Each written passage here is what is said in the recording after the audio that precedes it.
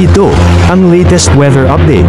Alamin ang pinakasariwang ulat panahon ngayon dito sa Information TV Educational Channel. Sa kasalukuyan po ay wala tayong binabantayan na LPA o bagyo sa loob at labas ng ating Philippine Area of Responsibility, samantalang yung easterlies po o yung mainit na hangin na nanggagaling sa karagatang Pasipiko ang umiiral at nakakaapekto sa buong bansa.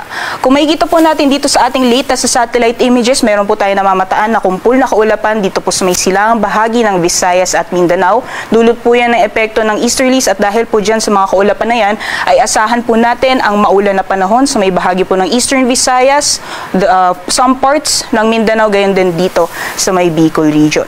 Samantalang sa Metro Manila, pati na rin po sa nalalabing bahagi ng ating bansa, magiging maaliwalas po yung panahon ngayong araw, pero may mga posibilidad pa rin na mga panandalian o mga biglaang buhos ng ulan dulot po ng mga localized o mga isolated na thunderstorms.